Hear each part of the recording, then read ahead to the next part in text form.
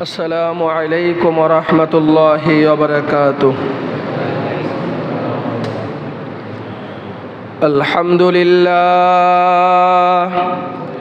الحمد لله نحمده ونستعينه ونستغفره ونؤمن به ونتوكل عليه ونعوذ بالله من شرور أنفسنا ومن سيئات أعمالنا. من يهده الله فلا مضل له ومن يضلله فلا هادي له. ونشهد أن لا إله إلا الله وحده لا شريك له.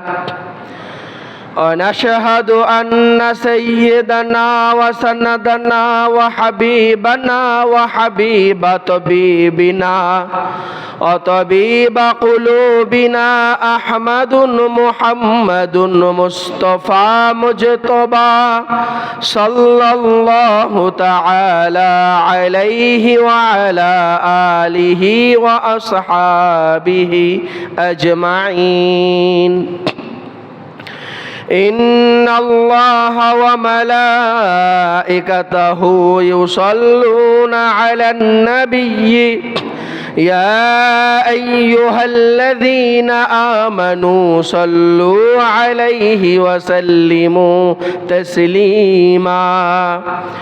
اللهم صل على محمد وعلى آل محمد كما صليت على إبراهيم وعلى آل إبراهيم إنك حميد مجيد. اللهم بارك على محمد وعلى آل محمد كما باركت على إبراهيم وعلى آل إبراهيم إنك حميد مجيد. قال الله تعالى في كلامه المجيد: أعوذ بالله من الشيطان الرجيم. وما أرسلناك إلا رحمة للعالمين. وقال النبي صلى الله عليه وسلم: عليكم بسنتي وسنة الخلفاء الراشدين المهديين. আল্লাহ জাল্লা জালালহুর আলিশান দরবারে কালিমাতুশ শুকর। আল্লাহ তাআলা আজ পবিত্র জুমার দিনে মুহররম মাসের তৃতীয় জুমাতে ঐতিহাসিক ঔরঙ্গজেব জামে মসজিদে আল্লাহ তাআলা আমাদের সবাইকে জুমার নামাজের জন্য আসার বসার বয়ান শোনার করার তৌফিক দান করেছেন। রব্বুল আলামিনের আলিশান দরবারে কালিমাতুশ শুকর আদায় করি আলহামদুলিল্লাহ। পর্দার আড়ালের মা ও বোনেরা যারা আছে, বয়ান শুনছি আজকে পবিত্র জুমার দিন। দুনিয়ার তাম ব্যস্ততাকে পিছনে রেখে আল্লাহ তাআলার দরবারে নত জানু হওয়ার জন্য ইবাদত বন্দিগি করার প্রস্তুতি গ্রহণ করি। আল্লাহ পাকের পবিত্র গ্রন্থ, মহাগ্রন্থ, সর্বকালের সর্বশ্রেষ্ঠ গ্রন্থ আল কুরআনুল কারীম থেকে আমি ছোট্ট একখানা আয়াত তেলাওয়াত করেছি। যে আয়াত রব্বুল আলামিন তার প্রিয় হাবিব মুহাম্মদুর রাসূলুল্লাহ সাল্লাল্লাহু আলাইহি ওয়াসাল্লামের ব্যাপারে বলেছেন। আল্লাহ তাআলা কুরআনুল কারীমের মধ্যে তার প্রিয় হাবিব, প্রিয় বন্ধু মুহাম্মদুর রাসূলুল্লাহ সাল্লাল্লাহু আলাইহি ওয়াসাল্লামের ব্যাপারে বলেন: ওমা আরসালনাকা ইল্লা রাহমাতাল লিল আলামিন। রসুল, আমি আপনাকে পৃথিবীতে প্রেরণ করেছি একমাত্র বিশ্বজাহানের রহমত হিসেবে। আল্লাহ তাআলা আলামিন শব্দ ব্যবহার করেছেন। আলামিন, আলামিন কি জিনিস? বিশ্ব, মহাবিশ্ব, মহাশূন্য, শুধু পৃথিবী না। আল্লাহ তাআলার অস্তিত্বে নিজে আসার পরে রব্বুল আলামিনের যত সৃষ্টি করেছেন, যত সৃষ্টি আছে, এই মহাবিশ্ব পৃথিবী, সাথে যত গ্রহ আছে, সৌরজগৎ, গ্যালাক্সি, যত গ্রহ উপগ্রহ আছে, সকল কিছুর জন্য আল্লাহ তাআলা মহানবীকে রহমত স্বরূপ ঘোষণা করেছেন। রহমত। তো এই আয়াতের মাধ্যমে কি বোঝা গেল? আমাদের নবীর সম্মান কত আলা, কত উচ্চ। আল্লাহ তাআলা তার নিজের সম্মানের পরেই মহানবীর সম্মানের ঘোষণা করেছেন। সুবহানাল্লাহ তো বলবেন না? আল্লাহ তাআলা নিজের সম্মানের পরে, দেখেন এখানে গুরুত্বপূর্ণ যে বিষয়গুলো হলো, আমরা কালিমা পড়ি লা ইলাহা ইল্লাল্লাহু মুহাম্মাদুর রাসূলুল্লাহ, একটা হলো ওয়াহদানিয়াত, আর একটা হলো নবীর রিসালাত। এক পাশে আল্লাহ তাআলা নিজের জাত ও সিফাত, লা ইলাহা, তার কোনো শরীক নেই, তা আর কোনো ইবাদত উপযোগী কোনো মাবুদ নেই, তার কোনো সমকক্ষ নেই, কেউ নেই বলে আল্লাহ তাআলা নিজের ব্যাপারে বলেছেন লা ইলাহা ইল্লাল্লাহ, আল্লাহ তাআলা ছাড়া ইবাদতের উপযুক্ত আর কোনো মাবুদ, আর কোনো উপাস্য নেই। পরের অংশে বলেছেন কি মুহাম্মাদুর রাসূলুল্লাহ। প্রথম অংশে বলেছেন আল্লাহ তাআলা তার নিজের সম্পর্কে, পরের অংশে মুহাম্মাদুর রাসূলুল্লাহ সম্পর্কে।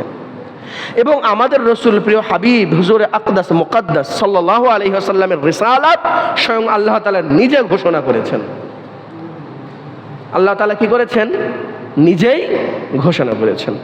তো মহানবী সাল্লাল্লাহু আলাইহি ওয়াসাল্লামের এই আলিশান সম্মান, আজিমুশান সম্মান কে ঘোষণা করেছেন? স্বয়ং আল্লাহ তাআলা। আর এই নবীর উম্মত হিসেবে আল্লাহ তাআলা আমাদেরকে পাঠিয়েছেন। তো নবী কেমন এটা আমাদের জানার দরকার আছে না নাই? মাঝে মাঝেই জানা দরকার, কারণ আমরা তো ভুলে যাই, আমরা তো ভুল প্রবণ মানুষ, আমরা বারে বারে কি করি? ভুলে যাই। এই জন্য মাঝে মাঝে শুনলে ভিতরে ঈমান কি হয়? তাজা হয়। রসুলের মহব্বত কলবে তৈরি হয়, রসুল সম্পর্কে জানতে মন চায়, রসুল সম্পর্কে জানাতে মন চায়। যদি আপনি রসুলকে নাই জানেন, যদি আপনি রসুলের সম্পর্কে নাই জানেন, আপনি রসুলকে কিভাবে মহব্বত করবেন? হযরত ওমরে ফারুক রাদিয়াল্লাহু তাআলা আনহু মহানবীর সামনে বসা, মহানবীর সামনে বসা। ওমর ফারুক বলছেন, ইয়া রাসূলুল্লাহ, আমি আপনাকে মহব্বত করি আমার সন্তানের থেকে বেশি, আমার স্ত্রীর থেকে বেশি, আমার মায়ের থেকে বেশি, বাবার থেকে বেশি, আমি সকল কিছুর থেকে আপনাকে বেশি মহব্বত করি, কিন্তু আমি আমার জানের থেকে বেশি মহব্বত আপনাকে এখনো করতে পারি না। রসুল বললেন, ওমর তুমি এখনো মুমিন হতে পারো নাই। হযরত ওমর তাজ্জব হয়ে গেলেন, চুপ করে বসে থাকলেন। তখন আল্লাহর নবী বললেন, লা ইউমিনু আহাদুকুম হাত্তা আকুনা আহাব্বা ইলাইহি মিন ওয়ালিদিহি ওয়া ওয়ালাদিহি ওয়ান নাসি আজমাইন। ওই ব্যক্তি ততক্ষণ পর্যন্ত মুমিন হতে পারবে না যতক্ষণ না সেই ব্যক্তি তার পিতা, পুত্র, সন্তান, সন্ততি, এমনকি নিজের থেকেও বেশি আমাকে মহব্বত না করে। তো মহানবীকে কিভাবে মহব্বত করতে হবে? নিজের জানের থেকেও বেশি মহব্বত করতে হবে। তো রসুলকে আমরা মহব্বত কিভাবে করব? এখন রসুলকে দেখেন, মহানবী সাল্লাল্লাহু আলাইহি ওয়াসাল্লাম পৃথিবীতে যত নবীগণ পৃথিবীতে আল্লাহ তাআলা পাঠিয়েছেন, যত নবীগণ পাঠিয়েছেন, সকল নবীর সবার শেষে একেবারে মোহর মেরে দিয়েছেন নবুয়াতের দরজায় আর কোনো নবী আসবে না, সেই ব্যক্তি হলেন মুহাম্মাদুর রাসূলুল্লাহ সাল্লাল্লাহু আলাইহি ওয়াসাল্লাম। মহানবী সাল্লাল্লাহু আলাইহি ওয়াসাল্লামের মাধ্যমে নবুয়াতের সমাপ্তি করা হয়েছে। এখন মহানবী সাল্লাল্লাহু আলাইহি ওয়াসাল্লাম হলেন আখিরি জামানার পয়গম্বর, শেষ জামানার নবী এবং সর্বশ্রেষ্ঠ মহামানব, সর্বশ্রেষ্ঠ নবী। কোনো ব্যক্তি যদি বলে আমি মুহাম্মদ সাল্লাল্লাহু আলাইহি ওয়াসাল্লামকে মহামানব হিসেবে মানতে পারি না, তাহলে সেই ব্যক্তি মুমিন থাকবে না কাফের হয়ে যাবে? পৃথিবীর সব থেকে বড় আলেমও যদি বলে, পৃথিবীর সব থেকে বড় ক্ষমতাধর ব্যক্তিও যদি বলে, পৃথিবীর সব থেকে বড় নেতাও যদি বলে, পৃথিবীর সব থেকে বড় ব্যক্তি, সম্রাট সম্রাজ্ঞীও যদি বলে মুহাম্মদ সাল্লাল্লাহু আলাইহি ওয়াসাল্লাম সর্বশ্রেষ্ঠ মহামানব নয়, তাহলে উলাইকা হুমুল কাফিরুন, ওই ব্যক্তি কাফেরদের অন্তর্ভুক্ত হয়ে যাবে। মুহাম্মাদুর রাসূলুল্লাহ আমাদের ঈমানের নাম, আমাদের সম্মানের নাম, আমাদের ইজ্জতের নাম, আমাদের মহব্বত এবং ভালোবাসার নাম হলো মুহাম্মাদুর রাসূলুল্লাহ। বলেন না সাল্লাল্লাহু আলাইহি ওয়াসাল্লাম। হযরত জাবের রাদিয়াল্লাহু তাআলা আনহু থেকে বর্ণিত, শোনেন না। হযরত জাবের বলেন, ক্বালা জাবিরুন ফি ওয়াসফিহি, মুহাম্মদুর রাসূলুল্লাহ সাল্লাল্লাহু আলাইহি ওয়াসাল্লামের গুণ সম্পর্কে হযরত জাবের রাদিয়াল্লাহু তাআলা আনহু বলেন, রাআইতুন নাবিয়্যা জালিসান ওয়াল কমারু লাইলাতি কামালিহি, আমি মুহাম্মদুর রাসূল সাল্লাল্লাহু আলাইহি ওয়াসাল্লামকে বসা দেখলাম এবং আকাশের তারকা দেখলাম, আকাশের চাঁদকে দেখলাম, কামালিহি, পরিপূর্ণ চাঁদ, 14 তারিখের পূর্ণিমার চাঁদ। মুহাম্মদুর রাসূলুল্লাহ বসা এবং আকাশের চাঁদটা পরিপূর্ণ, কামালিহি, পরিপূর্ণ চাঁদ। এবং আতাফাক্কারু ইলান নূরাইন, তখন আমি দুজনার আলো নিয়ে চিন্তা করলাম, মুহাম্মদুর রাসূলুল্লাহর আলো, তার দ্যুতি, তার জ্যোতি, তার আলোক মহিমা বেশি না আকাশের তারকার বেশি। ফাইদা নূরান নবী আবহা ওয়া আহসান, তখন আমি লক্ষ্য করলাম আকাশের তারকার থেকেও অনেক বেশি জ্যোতি, অনেক বেশি দ্যুতি নিয়ে মুহাম্মদুর রাসূলুল্লাহ সাল্লাল্লাহু আলাইহি ওয়াসাল্লাম বসে আছেন। আকাশের তারকার থেকেও, আকাশের চন্দ্রের থেকেও বেশি আলো নিয়ে মুহাম্মদুর রাসূলুল্লাহ বসে আছেন। আম্মা জান আয়েশা সিদ্দিকা কত চমৎকার বলেন। আম্মা জান আয়েশা সিদ্দিকা কে? মহানবী সাল্লাল্লাহু আলাইহি ওয়াসাল্লামের স্ত্রী। একজন স্বামী সম্পর্কে সব থেকে বেশি কে জানে? বলেন না, একজন স্বামী সম্পর্কে সব থেকে বেশি কে জানে? ভালো না মন্দ, সব থেকে বেশি জানে তার স্ত্রী। স্বামীর ব্যাপারে যদি স্ত্রী বলে আমার স্বামী ভালো ছিল, তাহলে ওই স্বামী ভালো। স্ত্রীর ব্যাপারে যদি স্বামী বলে আমার স্ত্রী ভালো ছিল, তাহলে ওই স্ত্রী ভালো। কারণ সব থেকে বেশি কে জানে? হুন্না লিবাসুল লাকুম ওয়া আনতুম লিবাসুল লাহুন্না। আল্লাহ তাআলা বলেন যে স্বামী স্ত্রীর পোশাক সাদৃশ্য এবং স্ত্রী স্বামীর পোশাক সাদৃশ্য। আম্মা জান আয়েশা সিদ্দিকা বলেন, কত চমৎকার আল্লাহ নবীকে নিয়ে কবিতা বলছেন। আম্মা জান আয়েশা সিদ্দিকা মহানবী সাল্লাল্লাহু আলাইহি ওয়াসাল্লামকে নিয়ে কবিতা বলছেন। লানা শামসুন ওয়ালিল আফাকি শামসুন ওয়া শামসি আফযালু মিন শামসিস সামাই ফাইন্নাশ শামসা তাতলাউ বা'দাল ফাজরি ওয়া শামসি তাতলাউ বা'দাল ইশাই। আম্মা জান আয়েশা সিদ্দিকা বলেন, আকাশের একটা সূর্য আছে না নাই? একটা সূর্য আকাশে উদিত হয়। আম্মাজান বলেন আকাশের একটা সূর্য আছে আর আমারও একটা সূর্য আছে। লানা শামসুন ওয়ালিল আফাকি শামসুন, একটা সূর্য আসমানে উদিত হয় আর একটা সূর্য আমার ঘরে উদিত হয়। ও শামসি আফদালু মিন শামসিস সামা, অথচ আকাশের সূর্যর থেকে আমাদের এই সূর্য, আমার অরুণ অত্যন্ত ভালো, অত্যন্ত শ্রেষ্ঠ, আফদাল। শামসুস সামাই তাতলাউ বা'দাল ফাজরি, আকাশের সূর্যটা ফজরের পরে উদিত হয়। শামসি তাতলাউ বা'দাল ইশাই, আর আমার সূর্যটা ইশার পরে উদিত হয়। কত চমৎকার না? একজন স্বামীকে নিয়ে একজন স্ত্রী এত চমৎকার অভিব্যক্তি দান করেছে, পৃথিবীর ইতিহাসে এমন কেউ নাই। আল্লাহর নবীর সৌন্দর্য কেমন ছিল? মহানবী সাল্লাল্লাহু আলাইহি সাল্লামকে যারা দেখছেন তারা বেশি জানে না আমরা বেশি জানি? তারা জানে। আল্লাহর নবীর একজন সাহাবী ছিল, নাম হলো হাসান ইবনে সাবিত। তিনি ছিলেন কবি। যখন কাফেরেরা মহানবীকে নিয়ে বিভিন্ন কবিতা রচনা করতো, আল্লাহর নবীর জাত সিফাত নিয়ে আল্লাহ নবীকে ব্যঙ্গ বিদ্রূপ করে কবিতা রচনা করত, তখন হাসান ইবনে সাবিত রাদিয়াল্লাহু তাআলা আনহু মহানবীকে বললেন, মহানবী আপনি আমাকে, বিশ্বনবী আপনি আমাকে অনুমতি দিন, আমি তাদের কবিতাগুলোর বিরুদ্ধে নতুন কবিতা রচনা করে তাদের উত্তর দিব, অর্থাৎ ইটের বদলায় আমি পাটকেল নিক্ষেপ করব।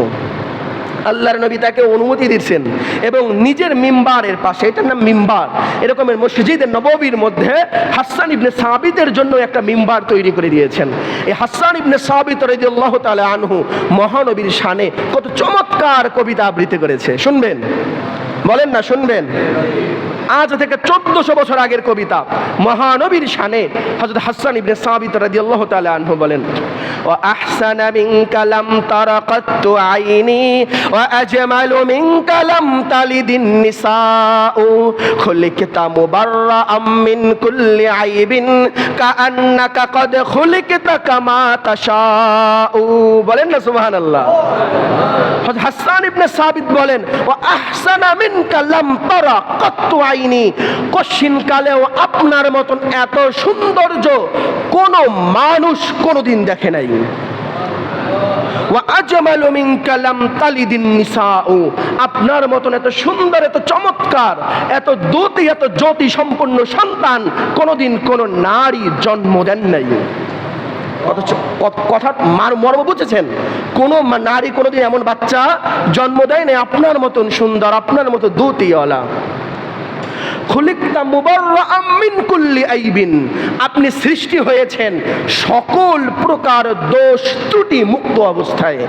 কাআন্নাকা কদ খুলিকতা কামা তাশাউ, যেমনি ভাবে মনে হয় যেন আপনি যেমন হতে চেয়েছেন রব আপনাকে তেমনই বানিয়েছেন। কাআন্নাকা কদ খুলিকতা, মনে হয় যেন আপনাকে সৃষ্টি করা হয়েছে কামা তাশাউ, যেমনি ভাবে আপনি নিজে সৃষ্টি হতে চান।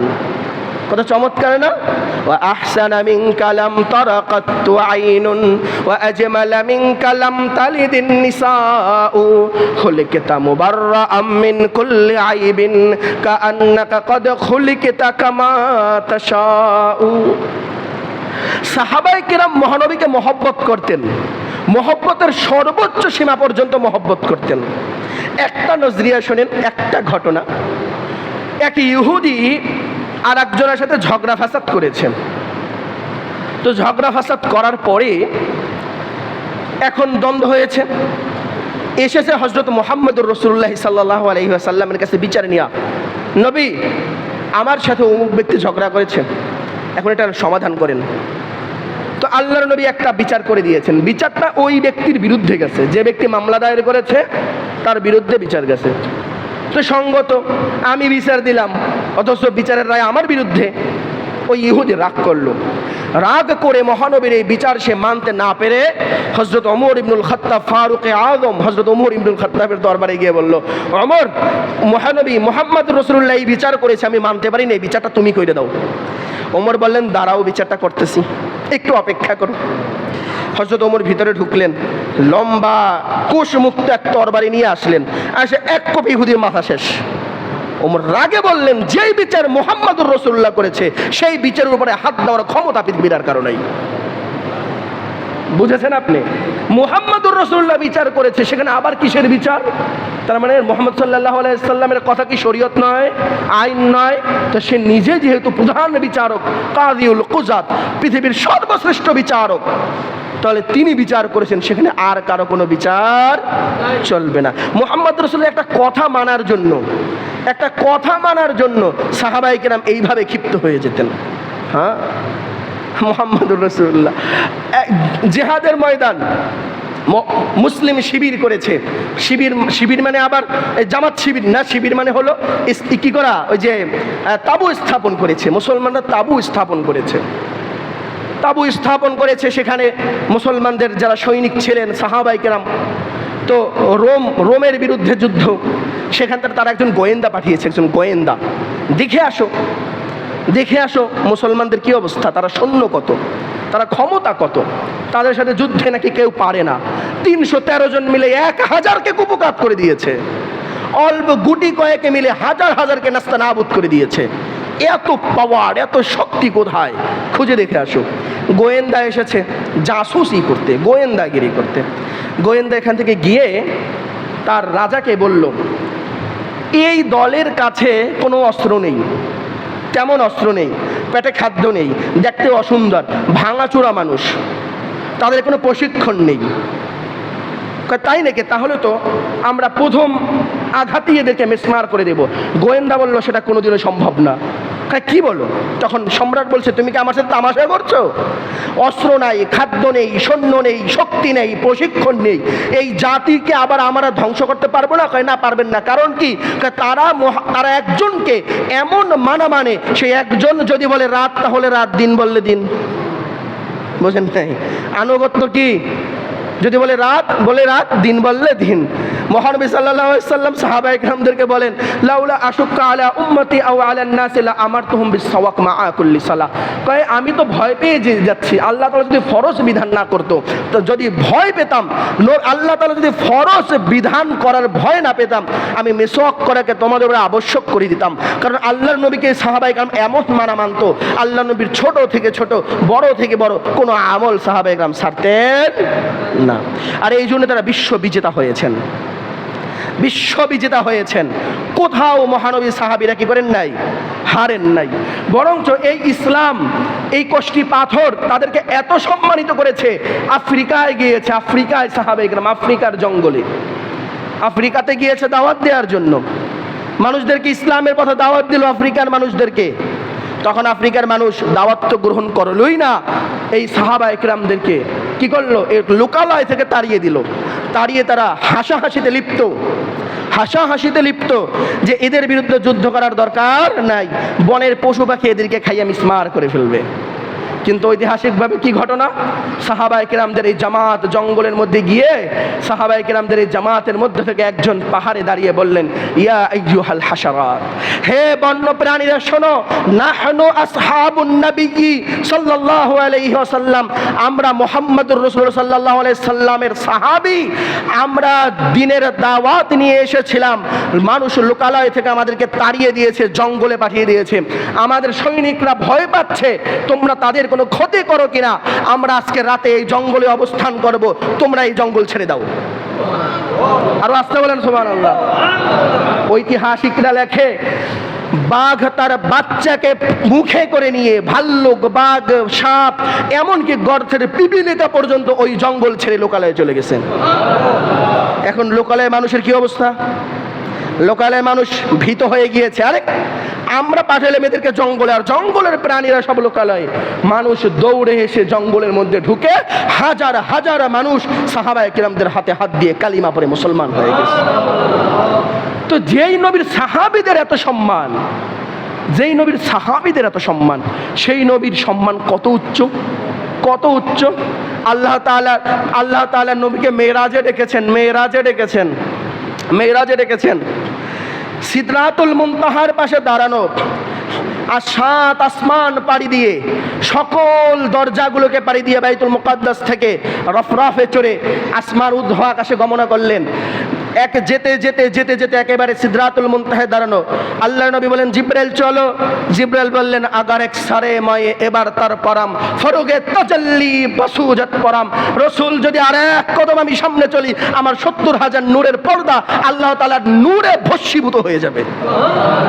জিব্রাইলের ঢোকার অনুমতি বোঝেন নাই মনে হয়। জিব্রাইল আল্লাহ তাআলার দূত, আল্লাহ তাআলা যার মাধ্যমে দুনিয়াতে খবর পাঠান, সে জিব্রাইল বললেন, আগার এক সারে মায়ে এবার তার পরাম ফরুগে তাজাল্লি বাসুজাত পরাম। এই যে 70,000 নূরের পর্দা দেখছেন রাসূল, সব মুহূর্তের মধ্যে আল্লাহর নূরে ভস্মীভূত হয়ে যাবে। তো জিব্রাইল ঢুকতে পারে না, রাসূল সেই সিদরাতুল মুনতাহা পাড়ি দিয়ে আল্লাহ তাআলার আরশে মুআল্লাতে উঠে গেছেন। আল্লাহ তাআলার আরশে মুআল্লাতে উঠে গেছেন। শুধু তাই না, রাসূল জুতা খুলছেন, জুতা আল্লাহ তাআলা বলেন, রাসূল আপনার পায়ের জুতার ধুলি দিয়ে আমার আরশকে সম্মানিত করুন। বুঝতেছেন কত সম্মান? নবী মূসা তুর পাহাড়ে উঠে আল্লাহ বলেন, ইখলানা আলাইক, মূসা জুতা খোলো। বুঝেন নাই? কিতাব আনতে তুর পাহাড়ে গিয়েছে নবী মূসা, আল্লাহ তাআলা বলেন, ইয়া মূসা ইখলানা আলাইক, মূসা জুতা খোলো। এটা কি পবিত্র পর্বত, এই পবিত্র পর্বতে জুতা নিয়ে উঠা যাবে না, জুতা খোলো। আর আমার আপনার পয়গম্বরকে আল্লাহ তাআলা বলেন, রাসূল জুতা খুইলেন না, আপনার জুতা নিয়ে আমার আরশে উঠুন। আল্লাহ তাআলার প্রিয় হাবিবকে এইভাবে করে আল্লাহ তাআলা সম্মানিত করেছেন। আল্লাহ তাআলা সম্মানিত করে বলেছেন ওমা আরসালনাকা ইল্লা রাহমাতাল লিল আলামিন। রাসূল, আপনাকে আমি বিশ্বজাহানের ব্রহ্মাণ্ডের রহমত স্বরূপ প্রেরণ করেছি, এত রহমত স্বরূপ আমি আপনাকে প্রেরণ করেছি। আপনি শুধু মুসলমানদের রহমত না, বরঞ্চ ইহুদি খ্রিস্টান যত জাতির মানুষ আছে সবার জন্য রাসূল মুহাম্মদ, সবার জন্য রাসূল রহমত। এই আকাশ বাতাস, এই পর্বত, এই গাছপালা, এই পানি, এই জঙ্গল, এই প্রাণী, সকল কিছুর জন্য রাসূল রহমত। যদি রাসূলের রহমতই না থাকতো, তাহলে আল্লাহ তাআলা পৃথিবীতে 1 সেকেন্ডের জন্য বাতাস প্রবাহিত করতেন না, আল্লাহ তাআলা কিছুর সৃষ্টিই করতো না। আল্লাহর রাসূলের রহমত। অথচ অত্যন্ত আফসোস ও পরিতাপের বিষয়, আমরা মুহাম্মদুর রাসূলুল্লাহ থেকে অনেক অনেক অনেক দূরে চলে গেছি। রসুল এখনো কবরে বসে আপনার আমার জন্য কাঁদছে ইয়া উম্মতি বলে, আর আমরা রসুলের, আমার আপনার প্রিয় পয়গম্বর প্রিয় রসুল, যিনি কিনা আমাদের মহব্বতে এতটা মহব্বতে তিনি আবেগী, এতটা পর্যন্ত তিনি আমাদের মহব্বতে বিগলিত হচ্ছেন, কাঁদছেন, আর আমরা রসুলের মহব্বত থেকে দূরে দূরে দূরে দূরে চলে গিয়েছি, রসুলের পথ থেকে দূরে চলে গিয়েছি, রসুলের মত থেকে দূরে চলে গিয়েছি, রসুলকে মানতেই পারি না। যাও মানে একটু মুখে মুখে বলি আর কি, আমি মুসলমান, কি বলি, আমি মুসলমান। এই মুসলমানিত্বের দাম নেই যে মুসলমানিত্ব নবী মুহাম্মদুর রাসূলুল্লাহর আদর্শ নেই। ওই মুসলমানিত্বের কোনো দাম নেই যে মুসলমানিত্ব নবী মুহাম্মদুর রাসূলুল্লাহর আদর্শ নেই। এই জন্য আমাদের কি উচিত? আল্লাহ নবী বলেন, আমি একটা হাদিস বলেছি, আলাইকুম বিসুন্নতি ওয়া সুন্নাতিল খুলাফাইর রাশিদিন আল মাহদিয়্যিন। হ্যাঁ আমার উম্মতেরা শোনো ভালো করে, তোমরা আমার সুন্নাহগুলোকে, আমার আদর্শটাকে মানো, এবং আমার সাহাবায়ে কেরাম, আমার খলিফাদের আদর্শগুলোও মানো। আল্লাহ তাআলা নবী কি বলেছেন? আমরা আদর্শগুলো মানো। যদি আদর্শ মানি কি হবে? রাসূল বিদায় হজ্জের বাণীতে বলেন, তারাকতু ফীকুম আমরাইন লান তাদিল্লু মা তামাসসাকতুম বিহিমা কিতাবাল্লাহি ওয়া সুন্নাত রাসূলি। হ্যাঁ উম্মত ভালো করে শোনো, যদি আমার সুন্নাত মানো, আল্লাহর কোরআনকে আঁকড়ে ধরো, আমার আদর্শকে আঁকড়ে ধরো, লান তাদিল্লু, কশিন কালেও তোমরা পথভ্রষ্ট হবে না। মাই ইয়াহদিল্লাহু ফাহুয়া মুহতাদ ওয়া মাই ইউদ্লিল ফালান তাজিদ লাহু ওয়ালিয়্যাম মুরশিদা। আল্লাহ তাআলা হেদায়েত যদি কাউকে দেন, আল্লাহ দিতে পারেন, কাউকে যদি তিনি পথভ্রষ্ট করেন, তার কোনো পথপ্রদর্শক থাকে না। আল্লাহ তাআলা আমাদেরকে রসুল দিয়েছেন, শুধু রসুল দেন নাই, কোরআনুল কারীমের মতন আযিমুশ শান কিতাব দান করেছেন। কেমন কিতাব কোরআন? লাউ আনজালনাল কুরআন আলা জাবাল লারাআইতাহু খাশিয়াম মুতাসাদ্দিয়াম মিন খাশিয়াতিল্লাহ। আল্লাহ বলছেন, এই কোরআন যদি আমি পাহাড়ের উপরে নাজিল করতাম, পাহাড়টা প্রকম্পিত হয়ে থরথর করে ভেঙে পড়ে যেত। সেই কোরআনের মতন আযিমুশ শান কোরআন আমাদেরকে দিয়েছেন। অতএব এত বড় আযিমুশ শান রাসূল, এত বড় আযিমুশ শান কোরআন, এত কিছু দান করার পরেও আজকে পৃথিবীর জন্য আমরা মার খাচ্ছি। কেন মার খাচ্ছি? কেন মার খাচ্ছি? এত অশান্তি কেন সংসারে, এত অশান্তি কেন দেশের মধ্যে? আমরা মুহাম্মদুর রাসূলুল্লাহর আদর্শ থেকে বিচ্যুত হয়ে গিয়েছি। মা আতাকুমুর রাসূলু ফাখুযুহু ওয়া মা নাহাকুম আনহু ফান্তাহু। আল্লাহ বলেন, রাসূল যেগুলো এনেছে সেগুলো ধরো, যেগুলো ছেড়েছে সেগুলো ছাড়ো। অথচ আমরা কি করি? রাসূল যেগুলো বলেছেন সেগুলো ছাড়ি, আর রাসূল যেগুলো নিষেধ করেছেন সেগুলো করি। এই জন্যই আমাদের এত জিল্লতি, আমাদের এত অপদস্থতা, সংসারে সংসারে গন্ডগোল, স্বামী স্ত্রীর মধ্যে মিল মহব্বত নাই, বাবা সন্তানের মধ্যে মিল মহব্বত নাই, সংসারের মধ্যে সবলরা দুর্বলের উপরে নির্যাতন করে, সবাই সবার উপরে জালেমের ভূমিকা অবতীর্ণ হয়েছে। এজন্য আমাদের উচিত কি? একমাত্র শান্তি কোথায়? মুহাম্মদুর রাসূলুল্লাহ সাল্লাল্লাহু আলাইহি ওয়াসাল্লাম অনুসরণের মধ্যে। আল্লাহ তাআলা আমাদের সবাইকে কবুল করুন, আরো জোরে বলেন না আমিন। এটার মধ্যেই একমাত্র শান্তি, এর বাইরে কোনো শান্তি নেই। খুঁজে দেখতে পারেন, বড় বড় মনীষীরা, আমার আপনার থেকে যারা বিদ্বান, আমার আপনার থেকে যারা বেশি বিজ্ঞ, তারা বলেছে, ভারতের স্বাধীনতার পথিকৃৎ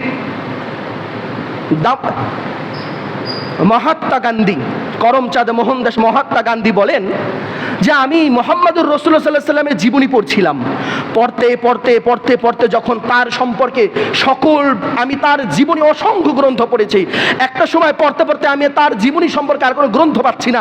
তখন আমি অবাক হয়ে গেলাম, এই মহামানবের জীবনী আমি আর কোথায় পাবো? সে হিন্দু ছিল, তিনি কি চমৎকার মন্তব্য করেছেন। বড় বড় যারা মনীষী বিদ্বান ব্যক্তিরা মুহাম্মদুর রাসূলুল্লাহ সাল্লাল্লাহু আলাইহি ওয়াসাল্লাম সম্পর্কে জেনেছেন, বুঝেছেন, এবং যদিও ঈমান না আনলেও তার দেখানো পথগুলোকে মেনেছেন। হ্যাঁ, অথচ আমরা কি করি? বড় পণ্ডিত হয়ে গেছি, আমরা নবীকে মানতেই পারি না। এজন্য আমাদের কি উচিত? যদি বাঁচতে চাই, সংসারে শান্তি চাই, তাহলে আমাদের একমাত্র মুক্তির পথ হলো মুহাম্মদুর রাসূলুল্লাহ সাল্লাল্লাহু আলাইহি ওয়াসাল্লামের অনুসরণ। এর বাহিরে আর কোনো মুক্তির রাস্তা নাই। আল্লাহ তাআলা আমাদের সবাইকে মানার, বোঝার তৌফিক দান করুন। মুহাম্মদুর রাসূলুল্লাহ সাল্লাল্লাহু আলাইহি ওয়াসাল্লামের পূর্ণ আশিক হওয়ার তৌফিক দান করুন। নাম সর্বস্ব আশিক না, শুধু মুখে মুখে বলে আশিকে রাসূল, অন্যদিকে আল্লাহর নবীর কোনো মহব্বতের কোনো চিহ্নও তার মধ্যে নেই। মাজারে যায়, বাজারে যায়, যত রকমের দুষ্টুমি সব করে, আবার কি বলে আশেকে রসুল। এই নাম সর্বস্ব আশেকে রসুল না, খাঁটি আশেকে রসুল হওয়ার তৌফিক দান করুন।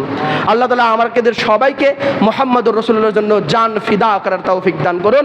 যতটুকু আলোচনা হলো ভুল ভ্রান্তিগুলো আল্লাহ তাআলা মাফ করে আমার সকল আলোচনাগুলো আমাদের হেদায়েতের জরিয়া হিসেবে কবুল করুন। আমিন। ওয়া আখির দাওয়ানা আলহামদুলিল্লাহি রাব্বিল আলামিন।